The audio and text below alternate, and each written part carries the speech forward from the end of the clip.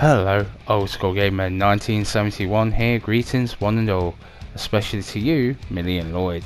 Today, my third hour thoughts is on Yakuza Kiwami. I've been playing this game for around 3 hours, and this is what I think.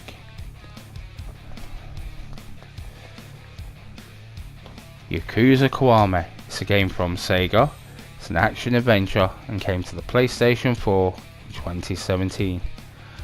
Does this be a sequel? Yes it is. This is a remake of the first game which released on the PlayStation 2.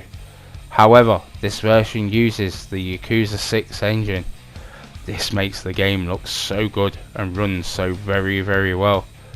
Other companies should look to do this to bring back their old games. Also, the plan is to release the whole series on the PlayStation 4, and whilst the series is done after 6, Judgment is set in the same universe and also looks a really good game. So let's have a look at the developer's rap sheet. The division of Sega that made this game has worked on the previous titles and Shenmue series. I like their worlds, always full of things to do and arcade games to play. It shows what you can do with a great consistent team.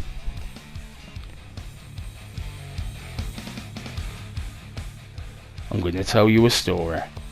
You play as Kiryu, who is a lieutenant in the Yakuza.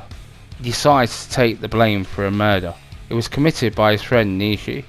He spends 10 years in prison for the crime. When he comes out, his childhood friend Yumi is missing.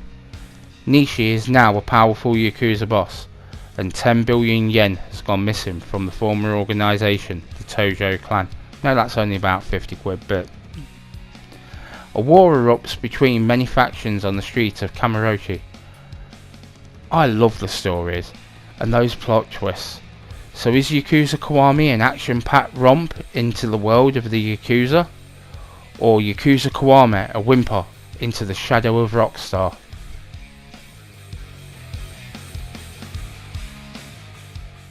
How good are the game's chat-up lines, aka the intro? Okay, looking at the montage always draws me in and pumps me up for the game ahead. Arcade games used to sometimes have montages to get your hard-earned money. Now it's almost become the norm since the original PlayStation really. These are top notch and sure as hell makes you want to see where and how they fit into the overall story arc. I've let it play here so you can see what it's like at the beginning of the video. Tell me down below in the comments if it makes the game look good. So at the start of the game we get an intro. It's on the Tokyo street. Many of the people are in the game. It cuts to people collecting a debt. Finally we see our protagonist Kiryu in the room, looking out of a window at the rain snaking its way down the pane. There is a gun in his hand. There is a body at his feet on the floor. He bends to pick up a ring. Police enter, guns drawn. It tells you it's 24 hours earlier. Kiryu is in a car with Shinji, and they're going to sort out some loan sharks who are stepping out of line. And then it's straight into the action. This is a cracking intro, and can't wait to get into the game. Okay, so is it a looker or a bit of a munter? This is one good looking game. The graphics are crisp. Whether it's on the inside or outside of combat, the graphics are so fluid. The city looks so good. The neon lights, the storefronts, the lighting, everything looks good here. Even the people on the street handing you stuff make this a hell of a good looking game to look at. The main characters do look damn fine. Even the background characters look pretty good here. And there is lots of them. I see this as setting a benchmark in a way. Now I get this is no Red Dead Redemption 2. However, it has so much to do in a small map. When compared to other worlds, it's head and shoulders above a lot of them. What its graphics do is all its own style and drawing you into this world. PS, gotta love them tattoos.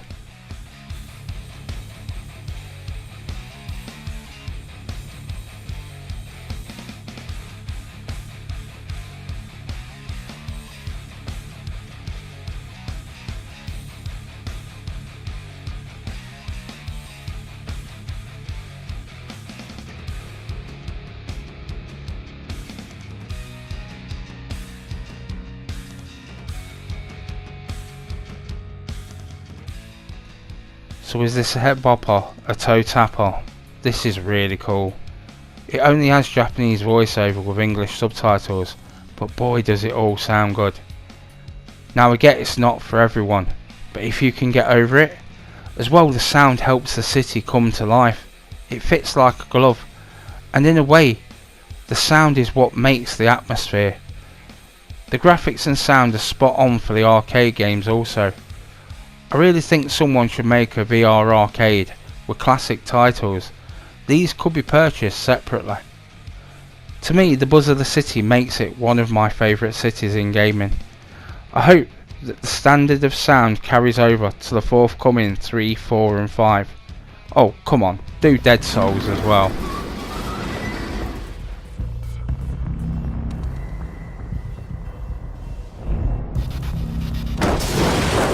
登場会の幹部やったんだ。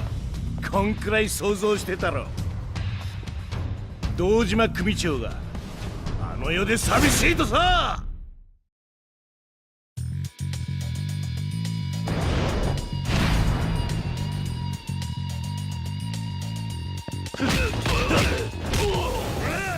So is the combat professional or a drunken bar fight?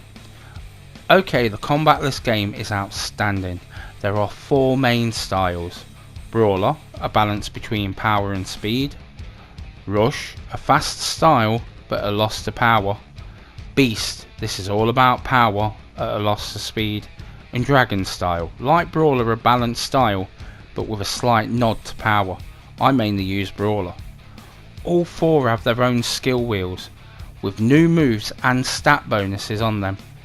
Yes, some of the fights are easier fights, but the tough ones, especially the bosses, oh man, they can be tough as hell, and it feels a real accomplishment when you overcome them. It's cool, and you fight on the map.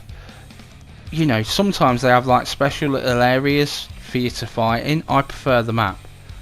I've always liked multiple enemy combat when it comes to fisticuff games, and this is one of the better ones, and with one hell of a story.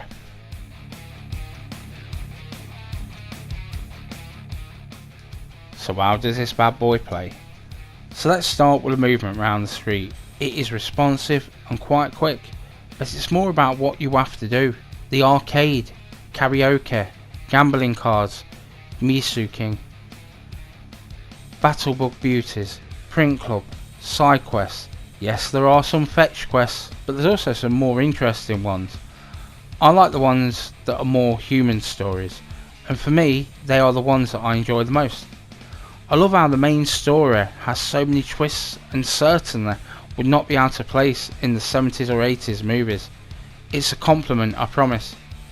It has an open world and story that I, for one, am happy to spend a lot more hours in.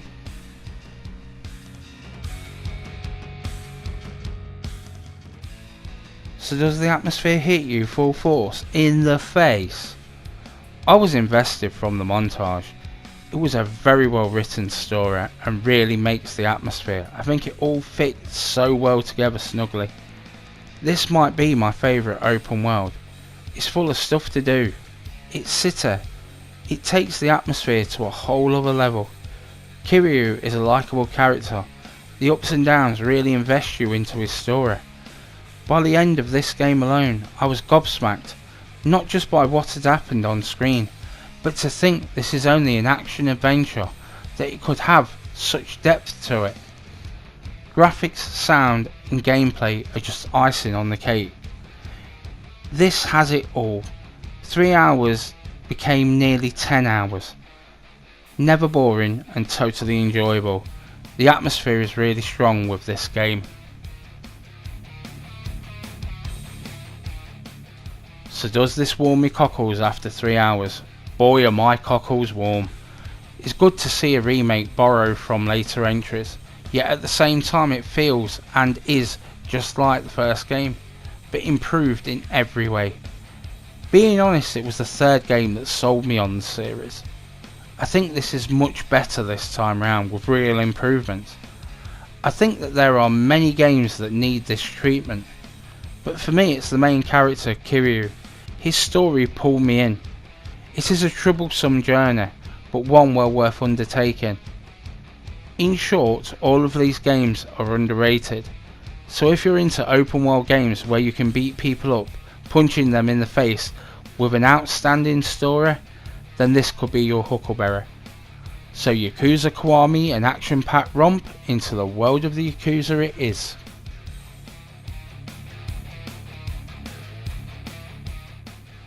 So that about wraps it up. I hope you all have a good day. If this has been helpful in any way, like, comment, share and subscribe, as it helps the channel grow and makes an old man happy.